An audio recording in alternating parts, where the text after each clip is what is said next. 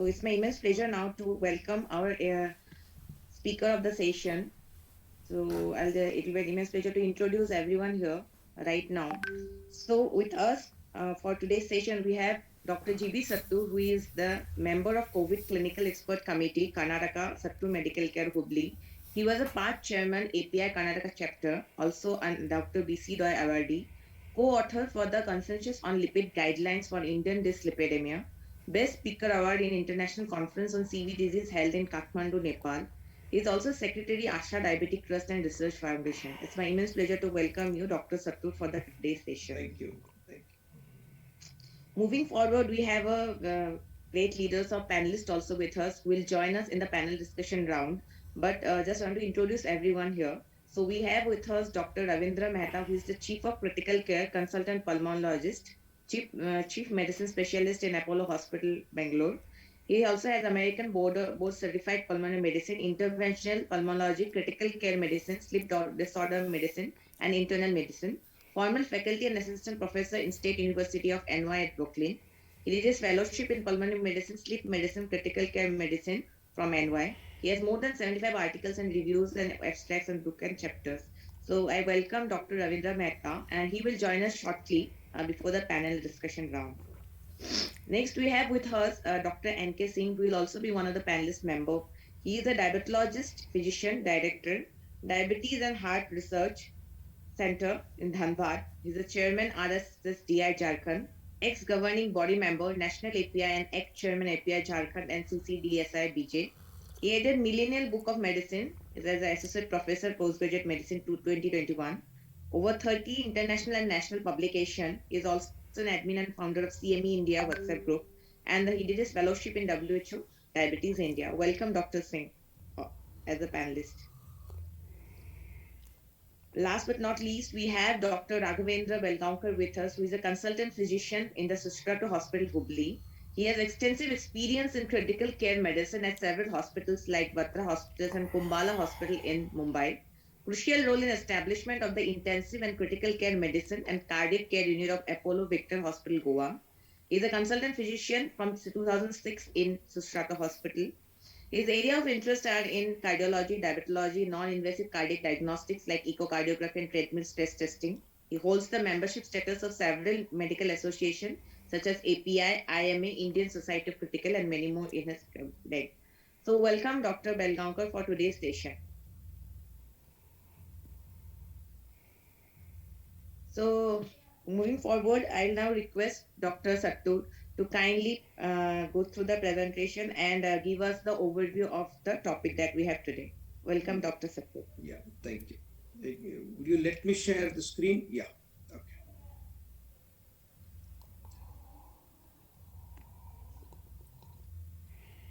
Am I audible? Hello? Am I audible? Yes, sir, you are audible. You can... Okay, great. Thank you. Yeah. Thanks a lot. It's a great pleasure indeed. This evening, a very nice, cool evening, to be accompanied by Dr. Singh, who literally, in my opinion, is an encyclopedia of medicine. CME India, which covers so many specialists, and you just say you need an information on this, within next 10 minutes, it is ready on your WhatsApp.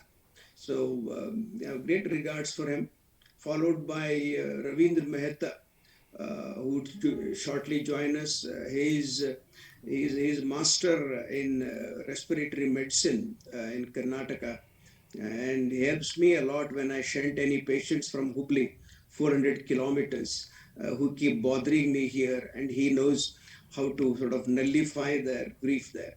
And Dr. Belgaonkar, my close friend. We'll just go through Molnupiravir. We know that COVID management since 2 years, apart from creating a havoc all over the world in this planet, has given rise to many vaccines, given rise to many drugs, and many of them have fallen flat before they made appearance into the clinical world, and many were withdrawn, like ivermectin, which became useless. Unfortunately, what's happening to the media throughout the world, even before anything is peer reviewed, it's appearing in the newspaper. This is 3 days ago. Why there is no magic pill for COVID treatment? Antibody cocktail, Molnupiravir have limited benefits. Before even about 20% of COVID treating doctors have written Molnupiravir, the media gives you their decision. And then comes some of the doctors asking ICMR to clarify. You say this is pregnancy, cartilage, mutagenicity. Tell us what we should do.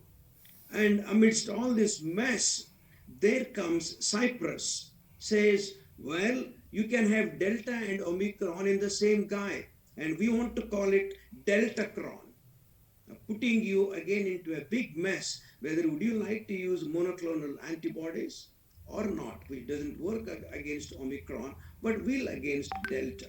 When they combine each other, what would happen? Do they have a synergistic effect in making the patient enter into ICU within a short time? So with all this introduction, all these initial slides I will quickly pull through. All of us have seen them on every platform recently. We know that we went through first and second wave, and COVID-19 is caused by the SARS-CoV-2. I still love to call it, like Donald Trump, Chinese virus. And it's very likely that it escaped from the lab. Not that they are our enemy, but they are definitely into doing such nonsense things. So this Chinese virus has spread throughout the world. And by the time my lecture is over, and this evening is over in the discussion on this platform, you would see that quite a few thousands are added to this list. Even in vaccination, we have not fallen behind at all. And we now know that Omicron has taken over the world by surprise, although the majority circulating virus remains to be a Delta virus. And this is just a very interesting slide which sums up everything that I want to tell you all. This is the median days around incubation period of around 5 days, and you have some of these symptoms like fever, cough, fatigue, myalgias are very common. And one of the important nice symptom, apart from loss of smell and the taste, was diarrhea. All of us have experienced in the latter part of the peak of second wave, diarrhea became a common symptom, and later on even cardiac arrhythmias were found out. So beyond 1 week of symptoms, you know that in the second week is pretty risky. Going to around 40% go into dyspnea, and around 5% go into critical illness. And of course, the symptoms vary a little. And all the variants, around 14 variants that we have in the world, have more or less similar symptoms. And some variants like Delta and Alpha may cause more severe illness and the death. Considering 135 crore population, there was a forecast by CDC, one of the partners of the CDC, that India would expect a death of around 4 crores plus. We are very lucky. Delta didn't kill so many, although there was haywire in the medical facilities in the country. Omicron, we know, produces mild symptoms, but the last two lines lower down, especially reinfection, breakthrough infection in people who are fully vaccinated and cause more severe illness or death than infection with other variant. So Omicron is still appearing for the second part of the examination. So we need to see how well it comes out. This is the Indian scenario. All of us are used to all these graphs. And here we see that by the time somewhere in 21 May, June, we started reaching the nidus on the x-axis. Many of us interpreted August, September, fortunately came up to the end of December, and suddenly early now we have peak reaching, and you could see that a lot of drugs have come up. This hydroxychloroquine, when Donald Trump took it, we all took it. And then ivermectin is unceremoniously kicked out. So is azithromycin, although some physicians in periphery continue to use antibiotics. Remdesivir, yes, with all contraindications or whatever, remdesivir continues to be one of the top end drugs for the COVID-19, and so is the tocilizumab. And of course, favipiravir unnecessarily gets mentioned and also gets into the protocol in India. So I wouldn't like to talk more about it. And of course, baricitinib is one of the important drugs. And molnupiravir happens to be one of the two oral drugs that we are going to have in this country. We'll just come to that shortly. And this is a protocol. I don't want to go through this. We all know about it. Try to think of only milder management. And you know that inhalation budesonide has been added somewhere towards the end of the second wave. And we now know that even though they don't have much of a cough, this works tremendously well, even in irritation of the throat. But make certain, and in the clinical world, you ask the patient to gargle the mouth Oh, every नमस्ते time boss. he does the inhalation.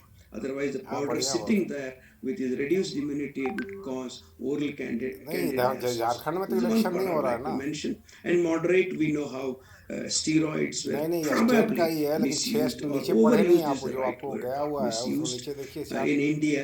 हम लोग And का I जो watts personally feel हम लोग का जो would like comments हम by लोग का the अगस्त panelists. में ही इलेक्शन का Big प्रोसेस में confusion with आप methylprednisolone, सब ग्रुप को फॉलो dexamethasone. नहीं कर रहे थे, People तो try उसमें to, ऑलरेडी उसी में because सब the डिसाइड हुआ था और dose उसी to में dose doctor equivalence of Arya जो हैं वो steroids is इलेक्शन अफसर not बने थे. mentioned. I think और चूंकि every कंसेंसस में protocol एकदम कहा गया था should कि अभी एक contain साल इसी this को चलाना है, conversion पर table of बिलवानी जी ने वही लिखे, steroids. तो उसके Some बाद of वही them have added हम लोग भेजे थे hydrocortisone, वहाँ पर 50 के milligram. We know head we use quarter में, 100 तो वो लोग उसको milligram एक्सेप्ट करके in most of हम लोग our को लेटर दे acute दिया कि आपके यहाँ exacerbation इलेक्शन नहीं of होगा, और asthma, रिटर्न for लिखा हुआ example. है. So nurses are used to 100 milligram of hydrocortisone. नहीं हम So when आप you say, इस sister, give मतलब मेन ग्रुप में hydrocortisone नहीं है on a लगता है हम लोग का, phone, क्या हम he ये वाला नंबर receives आपका नहीं होगा, आप 100 डाल देंगे. milligram hydrocortisone. So these are some of the हाँ points I हम want आपका डाल to देते हैं. point out so हाँ डाल that देते हैं, complications like इसलिए हाँ झारखंड में नहीं mucormycosis हो रहा है. could be avoided. And finally, we have a severe disease where patient goes अभी on तो जो ventilation, पहले and once में they go जैसे on कि हम अब ventilation, आपका तो things था are ही not उसमें, very इसमें easy. And लेकिन उसका monoclonal नियम भी बहुत antibodies चक्कर है ना. have come up in a big way, खड़ा होने के लिए especially to 5 manage साल इसके mild बॉडी or मेंबर रहना moderate जरूरी है, COVID. बहुत तरह का It नियम is है. parental तो वो सब administration, needs a इसके bit of बिना ये close लोग अभी कुछ monitoring. करने नहीं देगा, बढ़ने नहीं देगा. Remdesivir requires IV तो and is only approved for तो treatment of इसीलिए the हम लोग के यहाँ hospitalized बहुत बने patients. Eligible candidate And he no नहीं मिल पा रहा था, ये adequate एक भारी चक्कर था. approved oral antiviral तो हम भेज agents देते हैं जितना to होगा manage डिटेल्स mild आपको. to moderate cardiovascular disease. ठीक And here we can see that ठीक. there is a mention of the variants of concern. I don't want to go about it, only just to tell something about Omicron versus Delta. You know that the monoclonal antibodies do not have neutralizing efficacy on Omicron, and they are really not advised. But if you suspect Delta variant, those drugs are very useful. And probably we are at crossroads when to treat Omicron, but being a milder variety, I don't think we really need to significantly think about it. And regarding vaccine, we know that Oxford AstraZeneca has really done a good job in our country. 90% of us have taken their vaccine. And yesterday's newspaper tells that those who have taken booster dose of Covaxin that protects you against even Omicron by 90%. I mean, so these are all some of the things that we need to know. Variants of concern, we know that Omicron began somewhere in South Africa and spread to many nations, more than 100 nations, and now it's found everywhere. Delta, Mumbai was the origin of Delta, and we know that is also a main virus in many advanced countries like United States of America. And you can see here, while large number of vulnerable persons are left unprotected against severe COVID, especially those above 45 years of age. Here are some of the factors which we all know. A transplant tops the list, followed by the malignancies, followed by altered renal function, especially when the EGFR goes down rapidly. They are highly susceptible for the infections. Highly immunocompromised state, which normally we don't give much attention in clinical practice, in busy clinical practice sometimes, and any other immunosuppressed conditions like AIDS or any such problems, stroke, diabetes, we know, any malignancy, respiratory disease like bronchial asthma or smokers, and of course, hypertension. This is again a very good, important slide. You know that in the early infection phase, most of the patients can be managed as an outpatient.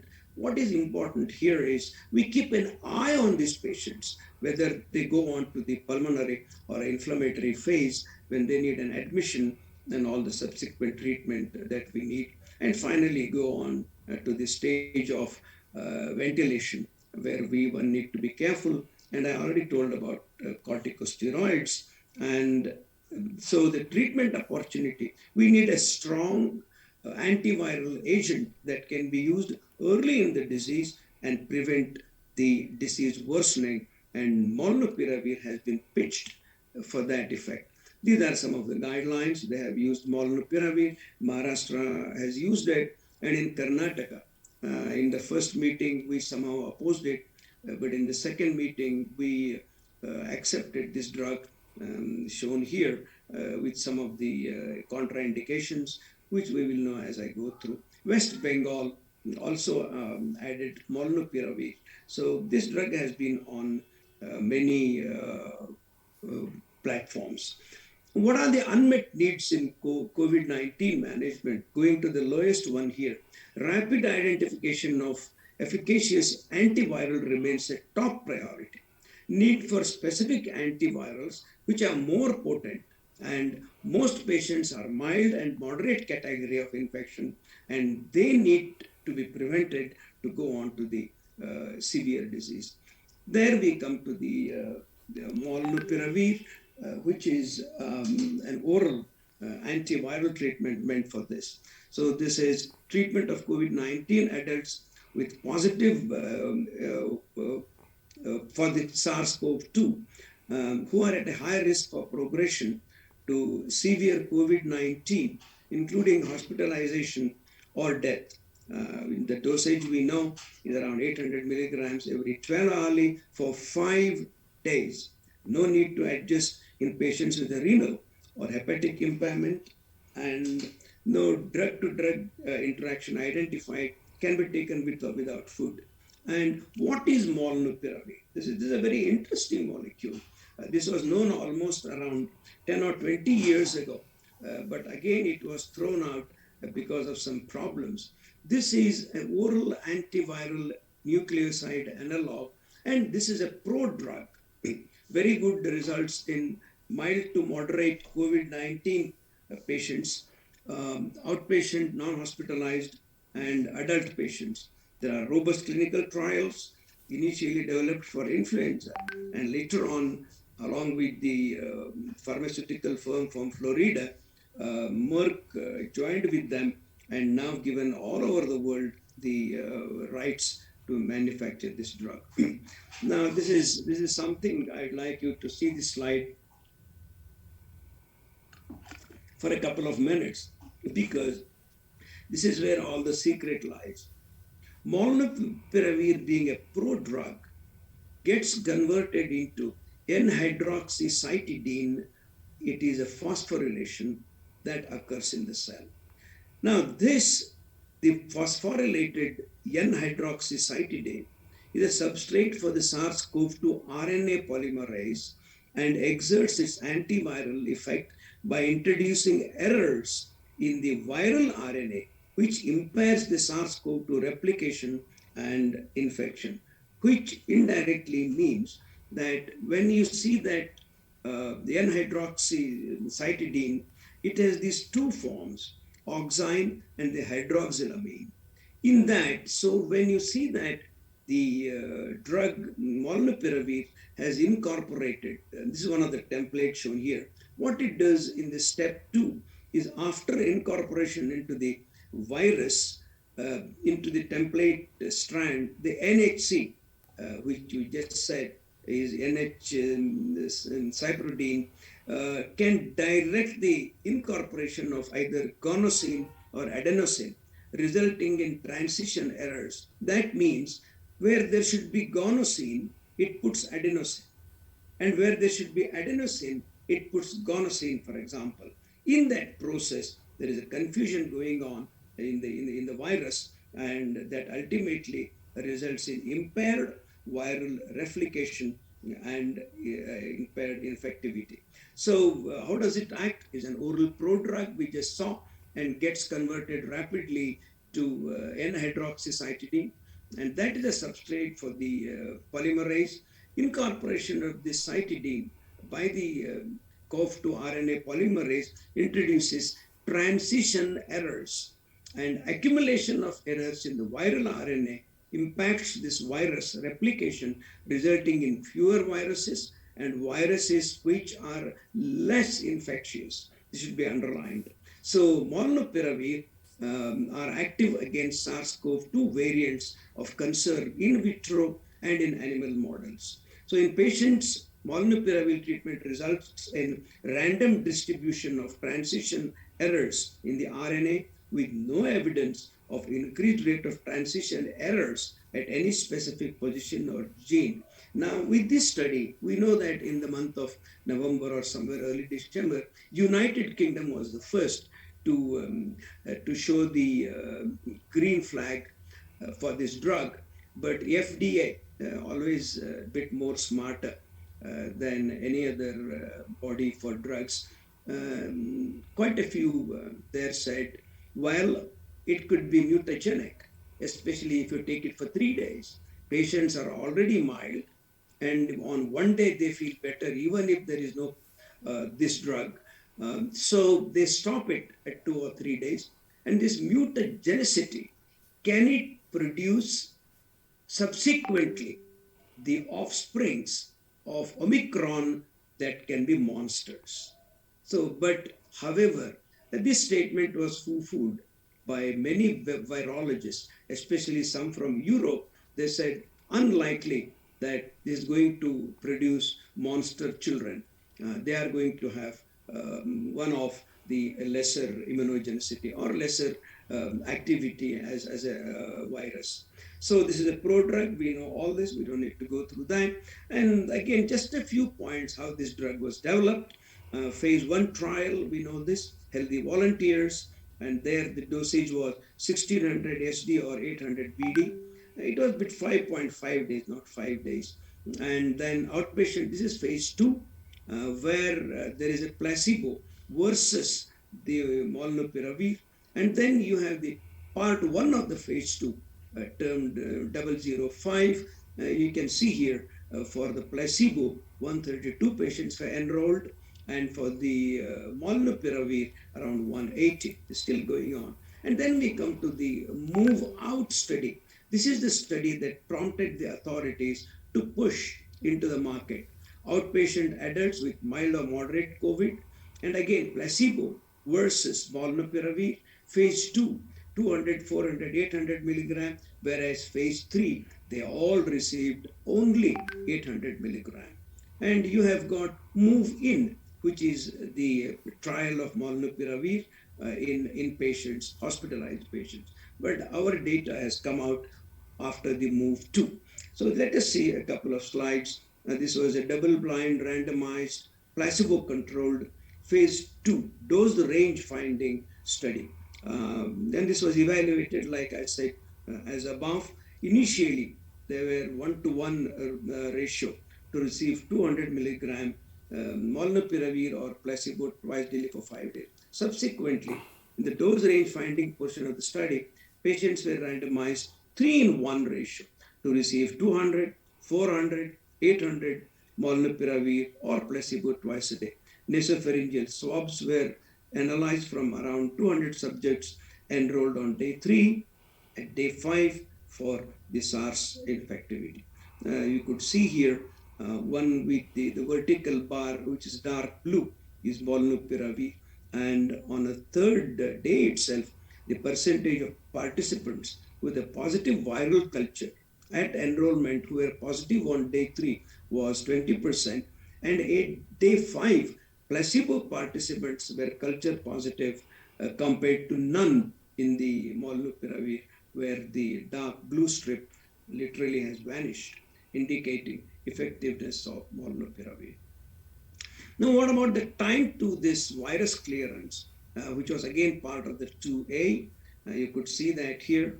Come down to the come down to the fourth one, where you could see that the proportion of participants who achieved SARS-CoV-2 negativity by the end of the 5 weeks was 92.5% for Molnupiravir, and which was 80% for the placebo group. So this is conclusion of phase 2, clearly well shown.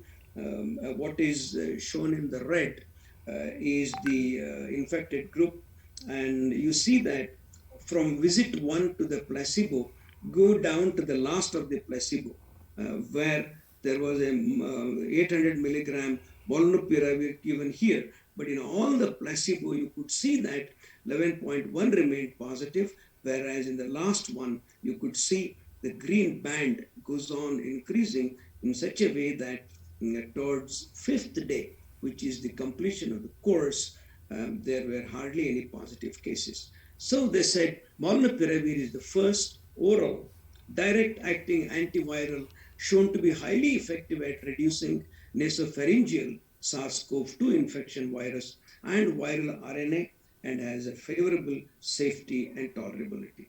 Now, this is a move-out study. Just a few words on this phase 2/3 study designed to support Molnupiravir dose selection and demonstrate clinical efficacy and safety. Move-out study. You could see here, that's why it's called phase 2/3. And the 300 sample size, treatment was placebo, and then Molnupiravir 200 milligram every 12 hours, 400 milligram every 12 hours, 800 milligram every 12 hours. The treatment ended at 5 days, and the final follow-up examination was done on day 29. Now you can see that here, phase 3 design of protocol was modified to focus on at-risk outpatients in this study, and those earlier in course of the disease. They are at risk, but earlier in the course of the disease. You can see that here, patient population, all at increased risk of severe illness from COVID, more than 60 years, active cancer, CKD, COPD, obesity, more than 30. In Indians, we take it as more than 25, if we remember, 26, if we remember. Serious heart conditions, cardiomyopathies, and never to forget diabetes.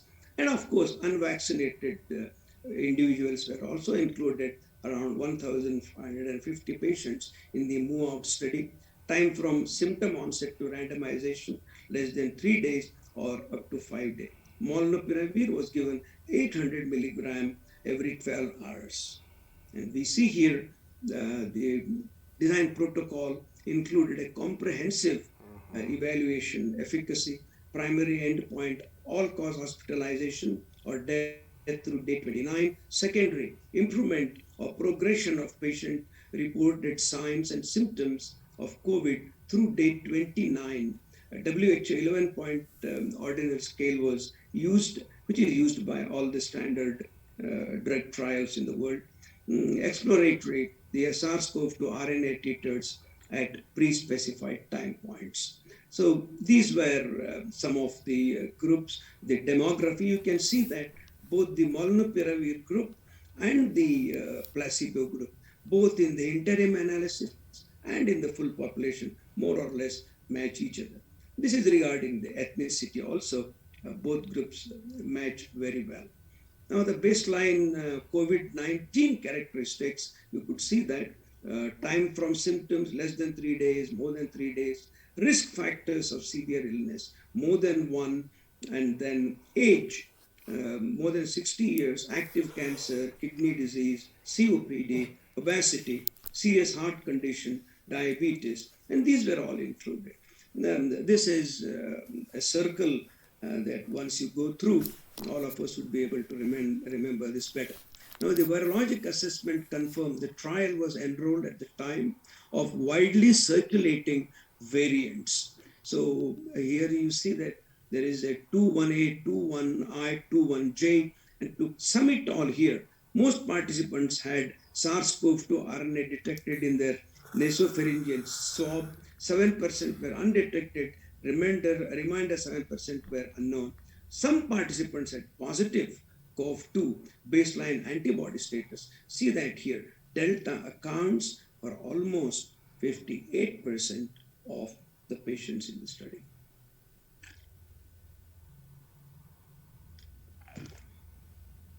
This is the primary efficacy endpoint was met at the interim analysis. You could just see here, Molnupiravir significantly reduced the risk of hospitalization or death through 29 days, almost 48% reduction. This is again risk of hospitalization, around 30% reduction. And these are all the symptoms and signs like loss of smell, fatigue, shortness of breath, loss of taste, sore throat, diarrhea, and all these symptoms that we commonly saw fell onto a favorable side on the molnupiravir side and not on the placebo. The same thing happened when you saw that there was progression of the symptoms was less likely. Again applied to the same like gastrointestinal symptom like vomiting, loss of smell, diarrhea. You could see that they all fall on the left side here, which represents molnupiravir. So those patients who were put on molnupiravir had reduced features of the symptoms they had, and there was no worsening of their symptoms. So this is the greater decrease in the mean SARS-CoV-2 RNA from baseline, both on day 3 and on day 5, as shown here. So what is the summary then of the move out and part of phase 2? Clinical outcomes, molnupiravir significantly reduces a risk of hospitalization or death through day 29. 9 of 10 deaths through day 29 occurred in the placebo group. This is important to underline because there will be many questions in the discussion. Molnupiravir was associated with improved clinical outcomes based on self-reported COVID-19 signs and symptoms, and as I said, following the WHO 11-point ordinal scale.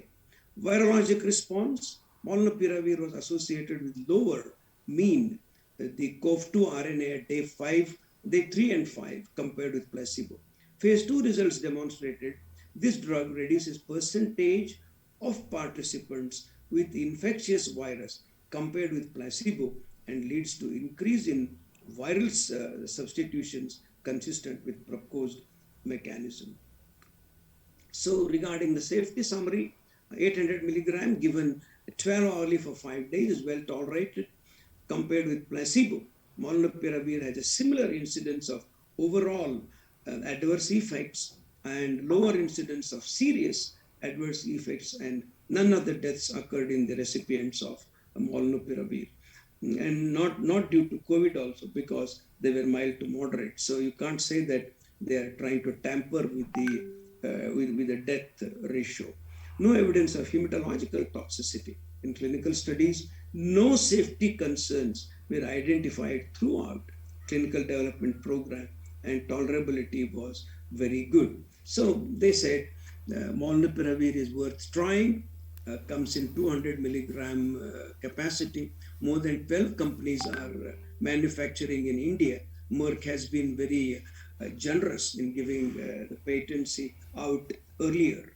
In those patients whose SpOT, of course, is more than 93, who have high risk of progression of the disease, including hospitalization or death. So this is not to be given when you just diagnose an RT-PCR positive mild COVID case whom you are allowing home quarantine or isolation. They are not.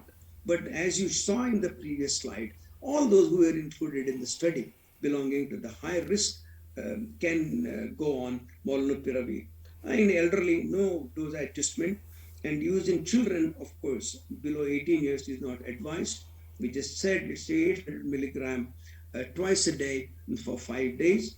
And this drug should be administered as soon as possible after a diagnosis of COVID-19 has been made. But unfortunately, most of the Indians wait for third or fourth day and come on fifth or sixth day asking you not to do RT-PCR. And we are going to try Molnupiravir. So this is a bit of a tough task in India. So this is oral use. And what about the special population? Pregnancy? No. Lactating women? No. Hepatic impairment? No dose adjustments, but can be given unless patient is likely to go into hepatic decompensation, where you naturally withhold it. Like, for example, statins. Renal impairment, no dose adjustment is required with renal impairment. Pediatric patients not advised. So we all told you that Molnupiravir is a pro-drug that gets hydrolyzed to NHC. And pharmacokinetics are similar in healthy patients and in COVID-19 patients. It is absorbed very well when you give it in 800 milligram dosage, and it is not bound to plasma proteins. And the effective half-life of NHC is 3.3 hours. The fraction of a dose is excreted as NHC only in the urine in less than 3% of healthy patients. Of course, adverse reactions are very mild: diarrhea, nausea, dizziness, headache. Most of these are related to gastrointestinal symptoms. Mutagenicity potential of Molnupiravir. This is what created ICMR to step back a bit. But if you just look at this, though Molnupiravir was positive in one in vitro study where some sort of chromosomal damage and in vitro micronucleus and two in vivo studies. Remember that these were all the animal studies. Molnupiravir was also negative for mutagenicity in vivo rats. So a couple of results here later on came from some parts of Europe, were dividing in their own opinion regarding mutagenicity. And I already said what some virologists felt about it. The Genotoxicity subcommittee of FDA reviewed the results, confirmed that the negative response in the transgenic big blue rat assay indicated that neither parent prodrug nor the metabolic NHC are in vivo mutagens. Therefore, the level of concern for mutagenicity, for it to produce the future monster children, is low. Based on the weight of findings, including negative in vivo findings, as well as short-term use, and the conclusion based upon US FDA expert input, the risk of genotoxicity following treatment with molnupiravir is low. And of course, on bone and cartilage, there are some studies mainly on rats, and no bone or cartilage toxicity at 1 month in rats up to 500 milligram per kg per day. This is an extended study. Growth cartilage is not present in mature skeletons. Therefore, the bone and cartilage findings are not relevant for adult humans, but may be relevant for pediatric population. And we also know that some drugs or some chemicals that work in animals do differently in human beings. We know that very well. So importantly, the growth plate findings seen after 3 months of continuous treatment, but not after 1 month of dosing, are of lesser relevance in the context of short duration of molnupiravir treatment. The clinical significance of these findings for pediatric patients is unknown. Hence, this drug is not recommended in children under 18 years of age. So this is very important way to remember. Teratogenicity, of course, is not prescribed in pregnant women, although there are no data for the use. But studies in animals definitely have shown some toxicity. So this is not to be given in females of childbearing potential. And they say they should take some sort of a reliable contraception, I am told, for about 3 months. This is an impossible task in most of the even educated Indian women. How are you going to ask them, we have started you on drugs now, take Molnupiravir, take oral contraceptives, when the female fertility and the male fertility rate has gone down extensively in Indians? Sperms are not as active as they were, and women have polycystic ovary disease very commonly. So when childbearing is a costly affair for a married woman or a man, asking them to contracept for 3 months, especially with oral contraceptives, is a big challenge. I would like panelists to discuss on this point. And lactating women, of course. On fertility, no effects on fertility, mating performance, etc. No effect on female or male fertility in rats. But anyway, males of reproductive potential who are sexually active with females of childbearing potential should use a reliable method of contraception, correctly, as I said, for 3 months after the last dose, that is after day 5. So I think that's a big real world challenge if you अरे ask me. Umesh This Khan is phone कर रहे हैं Paxlovid, bar bar which is tipped by कि the हाँ जी उमेश खान बोले कि Pfizer. भाई अब इलेक्शन में This क्या is हवा है second बताइए oral मैं drug कोई हवा तो नहीं which है will be इलेक्शन तो नहीं हो marketed रहा है maybe towards end of this year. And indication again, mild to moderate छोड़िए coronavirus उसको in बोला कि अभी का adults, के and तो they बोला also कि don't अभी want क्या to कौन take सा अभी risk, जो but है they have छोटी said बॉडी चल it रहा could है be तो हम बोले used भाई आप तो in ग्रुप में नहीं है pediatric तो आपको पता patients नहीं about होगा 12 years who weigh more than वो अभी 40 ग्रुप में नहीं थे ना वो kg. रोज फोन So चेंज US करते हैं तो FDA कितना has अभी फिर जोड़ approved दिए हैं for nirmatrelvir and executive member में also उसको रहने दीजिएगा Paxlovid in US. So with this ना ना background, रहने दीजिएगा I just like हम to जरा take सारे on point वेबिनार में number है B. ठीक Molnupiravir is a drug that is definitely on the card to be used, but select your patients very wisely and tell them clearly you can't stop this drug at the end of 3 days. Otherwise, you will be producing monsters. You could sort of scare them a bit. Otherwise, many Indians will end up stopping this drug at the end of, say, 1 or 2 days. Thank you very much for the nice hearing. Thanks a lot. Thank you, Dr. Sattur, for the robust discussion into the right direction and help us in getting a very strong message actually and a meaningful take-home message regarding the role of new molecules like molnupiravir in the COVID management. I believe it will definitely be helpful for our day-to-day practice for everyone here and the delegates who hear us. Now I'll request the panel members to share their views on the same before we go for the Q&A session. So I'm just requesting Dr. Mehta, Dr. Singh, and Dr. Belgaonkar to express their views on the session. अच्छा okay thank you अच्छा let me start Dr. Ravindra yeah Dr. Mehta is here so I think Dr. Sattur has given a very brilliant idea about most of the controversies which our audience is facing today. Everyone is aware that in India, when the CD, that is the Drug Controllers Authority in India, gave permission to market this drug, then there was lots of hope. But later on, everyone is aware again that the ICMR stand and Ministry of Health stand, I will say, has created a ripple among all the physicians in India. But it is also very significant that many of the state guidelines, I think, like Maharashtra, Karnataka, you showed, sir, they in West Bengal, and even in our CME India guidelines, we have clearly shown ki at which stage, at which part of this disease this drug should be started and why. But anyway, recently, I think 2 or 3 days back, there was a letter where then the Odisha government, I think, they restrained to market this molecule in the state of Odisha. So I think there are lots of confusion among the audiences. Dr. Sattur sir, you will get bombardment of all the questions. So be prepared.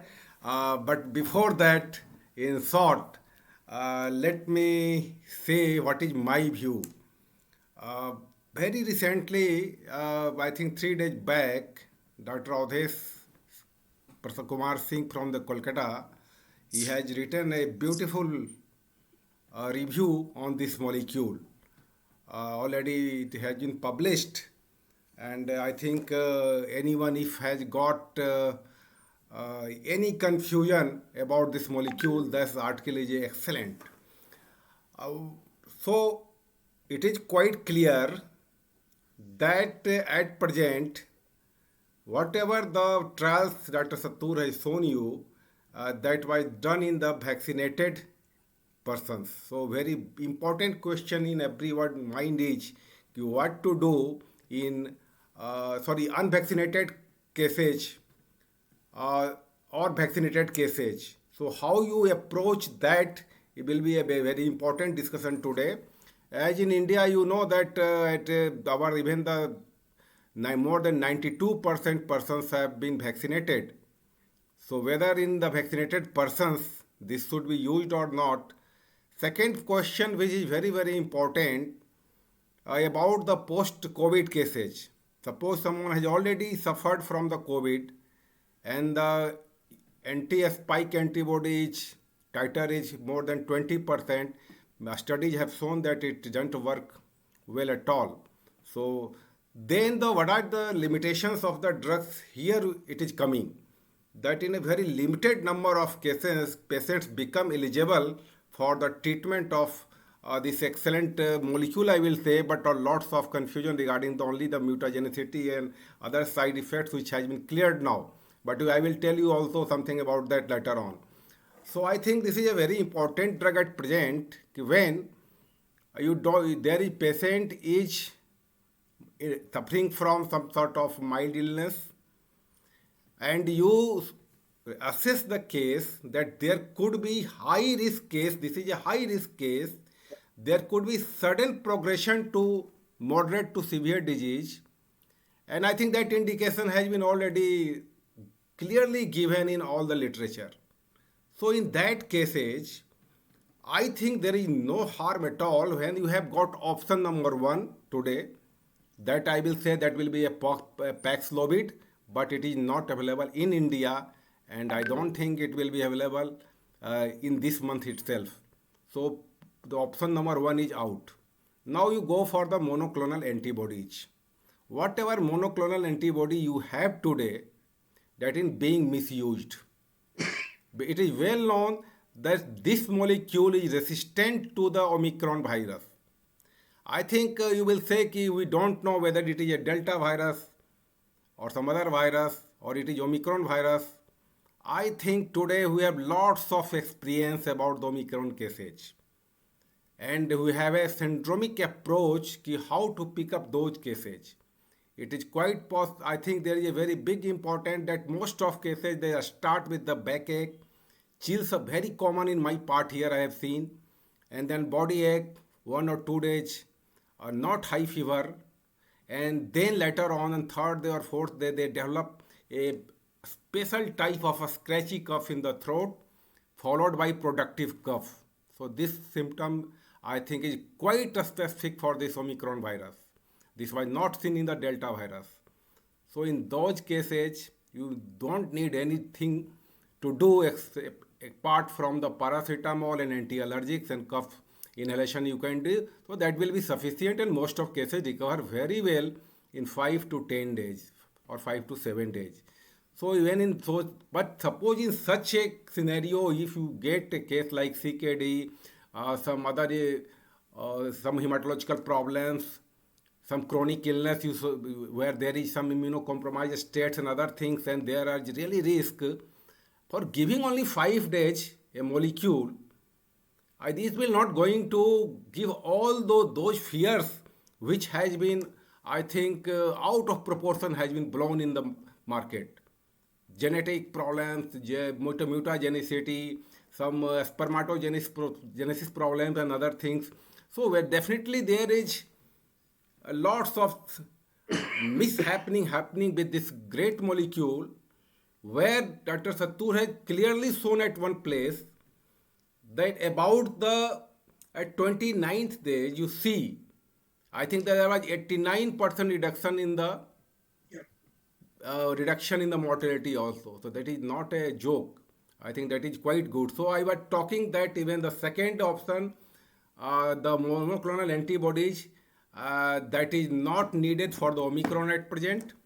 And the second, the best which works with the Omicron that is not available in India. Then the third option is in my choice is definitely the remdesivir after the pine tree trial only for 3 days. So that has been, I think, most of the even the CDC, NIH, and other guidelines have clearly narrated about that, and we agree with that. But again, it will be not a home-based treatment, and you don't have this is a oral form of remdesivir. So ultimately, your choice comes last. That is the this molecule. So here lies, but only thing we will have to discuss today, ki whether only you have to give in an unvaccinated case or whether so many people are vaccinated with now coming with the breakthrough infection, whether this molecule will work or not, or suppose it is not working, then what is the utility of prescribing this molecule? And this is a big question again that our lost. I think the most of our patients have now been already got the two dosage.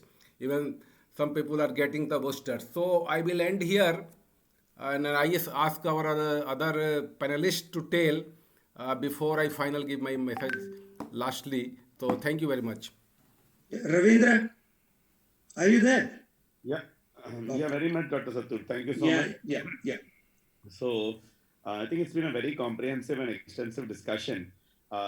Just a few lines to add to it. I think that the issue is that you are reaching a stage in the pandemic, first of all, where you are now looking at evidence much more carefully than you initially started.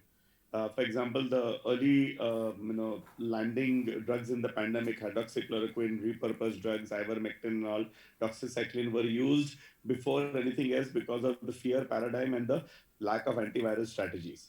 Now, of course, we're looking at evidence. This drug comes with extensive evidence because it is one of the few medications to actually come with a full-blown RCT in the NEGM critiqued extensively. So that is one thing. So we'll be having much more debates on it, but that's the only piece of evidence you have. All the other evidence is extrapolated from some sort of indirect thing. That does viral load falling actually mean a good thing, and so on and so forth, without concrete endpoints. Secondly, we are still suffering from the fact that any antiviral medication theoretically looks lovely because it has a great pathogenetic pathway, but practically when it lands on the ground, it is besotted with the issues of what stage is it used, what is the viral load, which population to use it, what are the side effects, and does it actually make any sense at all to use it or no? Second issue.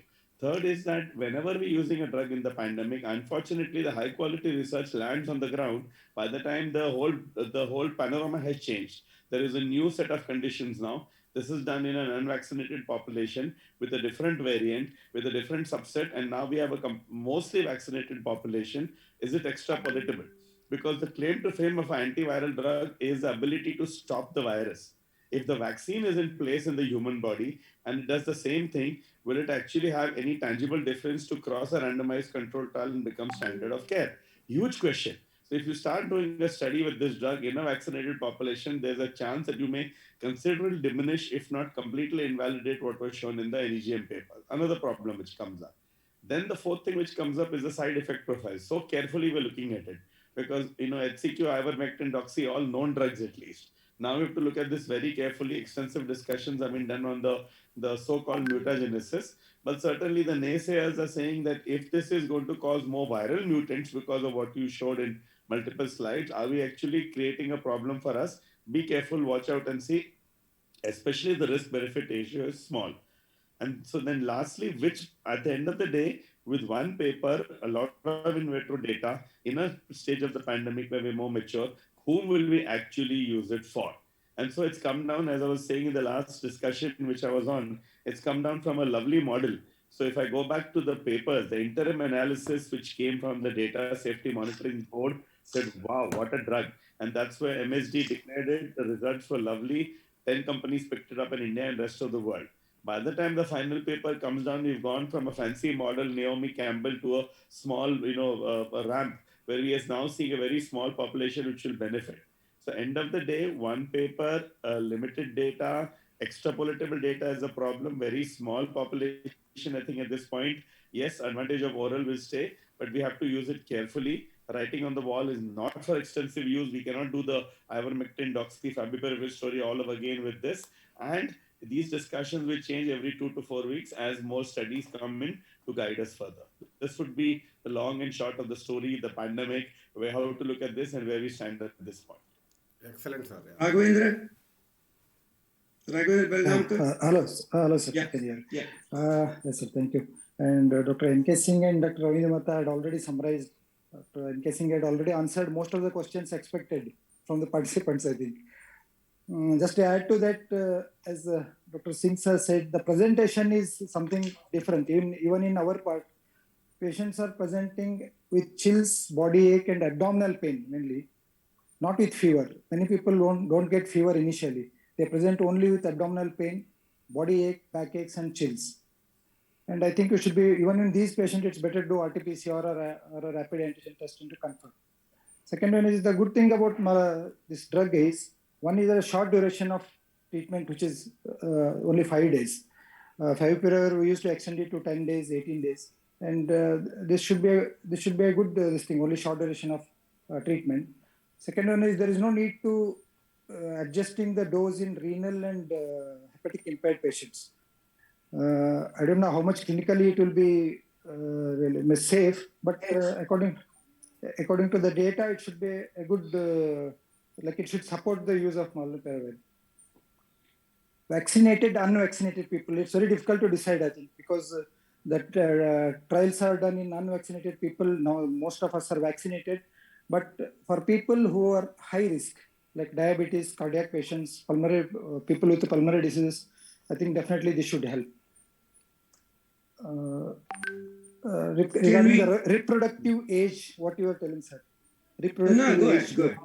Reproductive age, where we advise not to have, not to conceive after these antiviral drugs.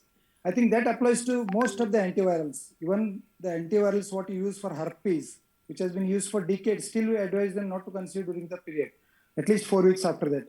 I think it should apply to this also.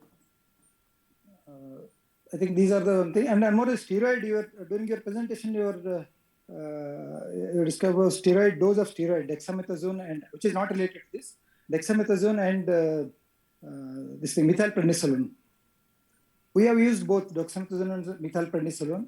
Both are equally efficacious, but probably by our gut feeling, we feel that methylprednisolone is more effective than dexamethasone, equivalent dose. I don't know whether it is supported by any clinical trial. I don't think there are any head-on studies between these two. But we used to use the equivalent dosage of methylprednisolone or dexamethasone or betamethasone, methylprednisolone, and the hydrocortisone, which you said were like 1 mg, 5 mg, and 20 mg. According to that, we can convert the dosage. I think that's all I can add to this. Thank you. Can we take up the questions from the chat box?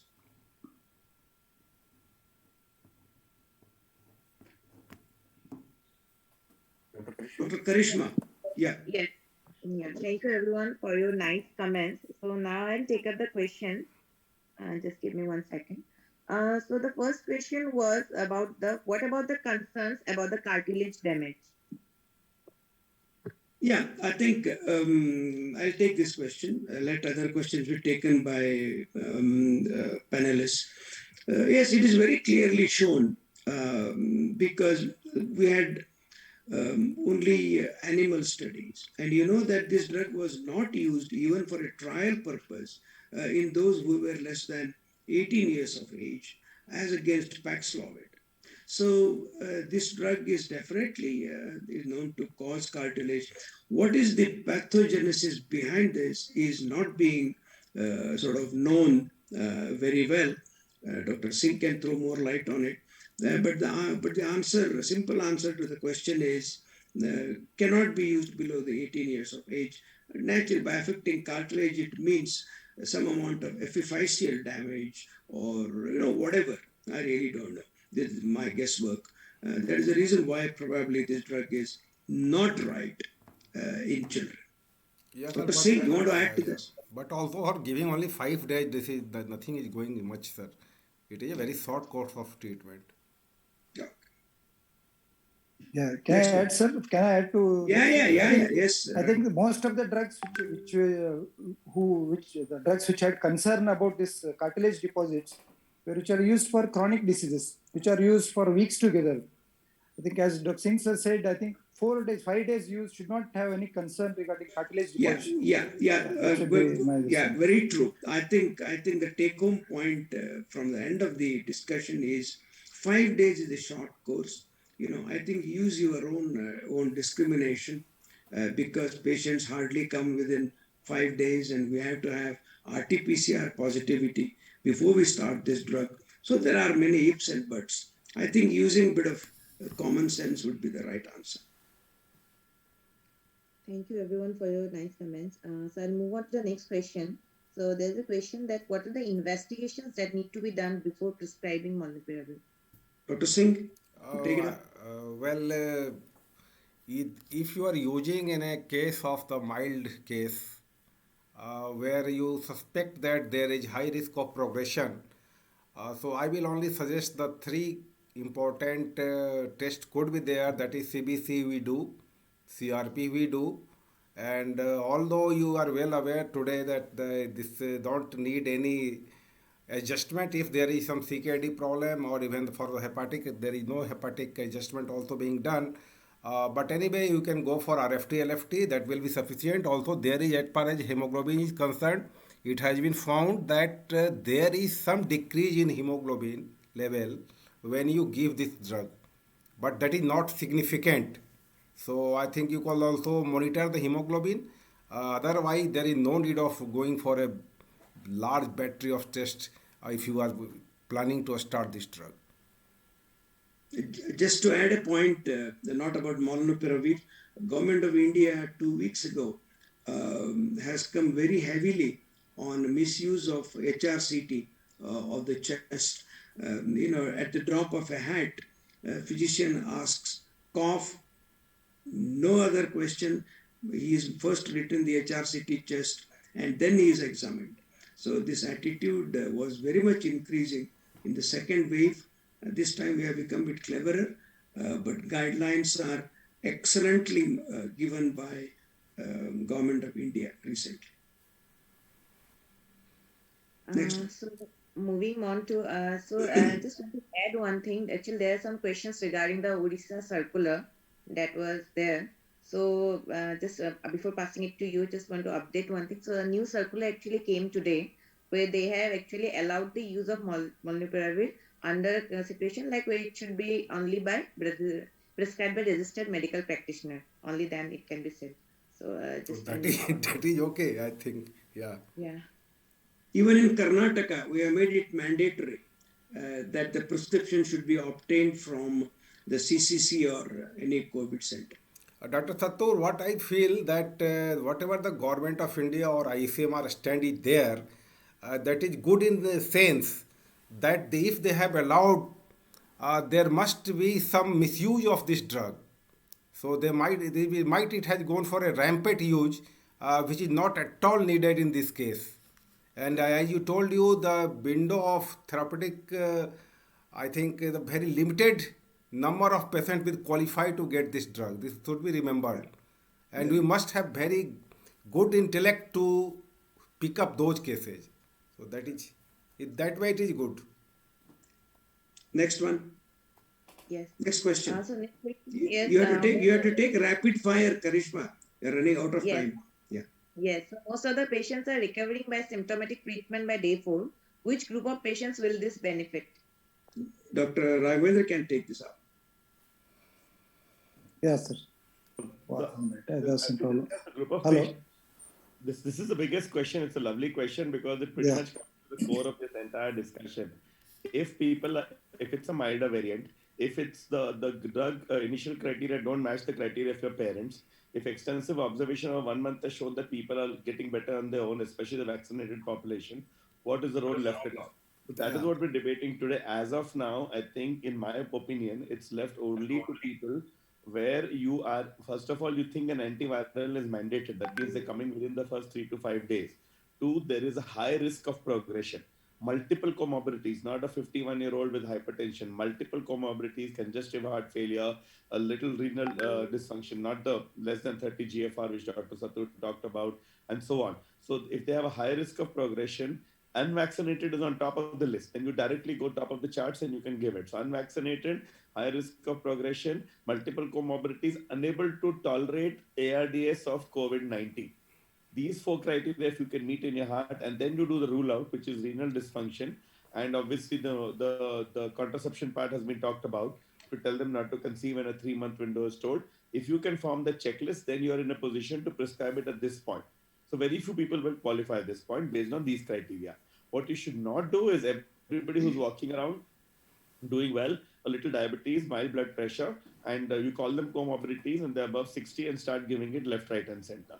That, in my opinion, would not be correct, especially after so much understanding, so much deliberation, 1.5 years of seeing how we've done ad hoc management with drugs and trying to be mature, plus data on the ground showing that it's very mild, as the question itself pointed out. excellent, sir. Yeah. Yeah. But Yes, sir. the question is misuse, as Dr. Singh put it, misuse by the non-allopaths is a big scare, because many pharmacies will not bother about prescriptions. They just want, because a fairly costly drug, I think costs around 1,500. Somebody will talk from Sun, around that range. So Ravindra, do you think somewhere non-allopaths could screw up this molecule? Sir, our entire struggle has been the gap which we have not never been able to bridge in our country since independence between science and practice. This will go on. Whether the pharmacist gives it, monoclonal antibodies are being given at home at this I point, know, and I so know. on. I think that's unfortunately our message can be that please be careful, please be cautious. Let's not go by what is the harm and give it to everybody. Use science carefully. There is a whole potpourri of problems which can come up if we use it at the drop of a hat. Once you've used it for the right indication, you can justify every short and long term side effect. And in the end of the day, you have to look at yourself and see that 1.5 years down the line, in a pandemic when 90% of the drugs have fallen on the wayside, be very careful of jumping onto the bandwagon of new therapy unless it is justified by excellent discussions such as this one. I'll end with this one last statement. I think in 2022, management of COVID-19 should be simplistic and minimalistic, not complicated and medicine replete. True. Yeah, I Yeah, think just to Karish. add to that, sir, can I add, Yeah, sir, 1 minute? I think government can do something to regulate the prescription of this drug, like what they have done in Remdesivir in Karnataka. For every patient for whom we use Remdesivir, we are uploading in that government portal, so that at least they will come to know to whom we have given Remdesivir. Now Remdesivir this is a well-controlled drug in Karnataka. I this think is a good suggestion. this Yeah, can this is a be good done with suggestion. Yeah, Molnupiravir also, so that yeah, only yeah. physicians or registered medical practitioners can use it for proper patient and upload it on the government website. I think Yeah, that should be done. yeah, we'll take it up with our Yeah. government, and Doctor. I'm sure Dr. Singh would also probably Yeah, I think this is a initiate very good, steps. yeah, very good step. Yeah. Yeah, are we finished, Karishma? Take another two questions and finish it off. Okay, We're so already another, reaching 9:30. yeah. So another, actually one question is very repetitive. Is they want to know about the any delayed side effects or any side effects of the molnupiravir. So any contradictions. Yeah, So because the study itself, move out study itself, very vocally said this is at the end of 29 days of a drug that is given for 5 days, of a drug given in a select group of patients. So I think it is too early. There was also part of the slide that showed only over time this is going to come out. Not just the drug, even the Omicron variant also. What problems is going to pose. So Molnupiravir, over time, I think is extremely difficult to say. okay, so I'll take one more question, last question. So it is related to vaccination. So one wants to know that if he had earlier somebody had COVID and they taken the flaviviral and recurrent COVID is happening, can they take molnupiravir? or if they are already having fully vaccinated COVID, they can, whether they can take molnupiravir or not. No, answer is no. Yeah. Okay. So can I take one last question? Yeah, Yeah, We yeah, have, yeah. yeah. yeah, thank you so much. So one more question they are asking is that, what is your take in case of supposedly, is it like, can you suggest IV remdesivir for 3 days for mild cases to prevent progression? Why not to use IV? Which one? You mean remdesivir in the first 3 days? Yeah, for 3 days for mild cases to prevent progression. Why No, not to use? remde.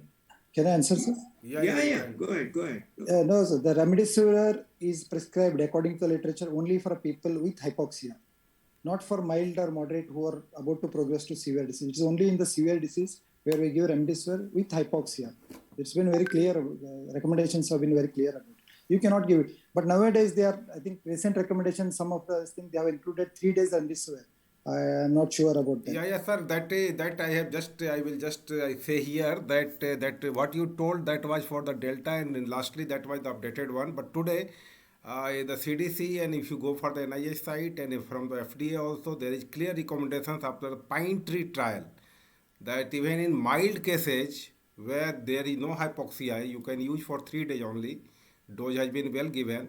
So I think the pine tree itself is a trial which has changed these recommendations. Okay. Okay, sir. Thank you. But one has to keep an eye on the renal functions. Sir, Yeah. that is okay, sir. Yeah. Yeah, yeah, yeah. I think can we, with permission of Dr. Singh, Dr. Yeah, yeah, sure, Gautamkar, sir. I Dr. think it Ravindra was Mehta. excellent Yeah. discussion. I think good. Yes, sir. So Any concluding words by Singh, Ravindra, and Belgankar? No, sir, it was a nice discussion. Very nice. I think most of the inputs are from Dr. Mehta and Singh, sir. Thank you. Thank you very much. Uh, I think only thing I would like to say that at present, if someone is already suffered from the COVID, uh, I told you that as there will be nucleocapsid antibody more than 20% and around, it will not work. So don't use it. And there is very, very be careful if your patient is vaccinated. So again, that will be a big crush. So only think a very limited use will be possible by this molecule. The government has already given some signal, and I think our panelists have already told how it should be regulated by uploading on the website. That is, I think, a very good point they have made. Well, this is not a panacea at all. In mild cases, in most of the Omicron cases, you do not need except the paracetamol and the anti-allergic maximum. So don't jump for going such into high fancy drugs, but definitely you just keep eyes on your patient, and when the criteria for starting this drug exists, only then you should think of starting it. Otherwise, avoid it. Ravindra? Yeah, so I think I agree in principle. So it's like we've come a long way. The wheel has turned full circle. We've learned about variants. We've learned about the changing fields of COVID. We love the new drugs. Ultimately, what do we want? We want a magic wand, but we're also learning that there is no magic wand at this point. At the end of the day, there's only few medications. So I think the writing on the wall or the take-home message is going to be look at every medicine carefully. Don't go by social media and press release. The Merck story is the typical one where they really went big and they had to downsize based on data. We have to appreciate all the efforts done by both entrepreneurs and industry to get these drugs on the ground. But at the end of the day, we have both a risk benefit analysis to do. So that would be very important. Spend some time for everybody to understand this. Go with caution, get the right indication, and then only एक proceed meeting में with आप phone giving करते हैं drugs as 5 minute में. required. Also understand that since COVID is changing, it's important that if the virus, which is so old and so minuscule on the ontological scale, can be so smart, we as doctors have to stay on top of it and make sure we do judicious therapy. Do no harm is a major part of it, and do good to the ones within the spectrum of knowledge available for all the therapies. This would be a slightly long but a concrete message. Raghavendra, anything from you? Okay. No, sir. Already it's added. Thank you, sir. Thank you. And I think my concluding one sentence would be what the president of WHO said: no one is safe until everyone is safe. I think that would end this talk, and let us meet after 6 months on the same podium and see how far Molnupiravir has traversed. Thank you. Okay, thank you. Bye.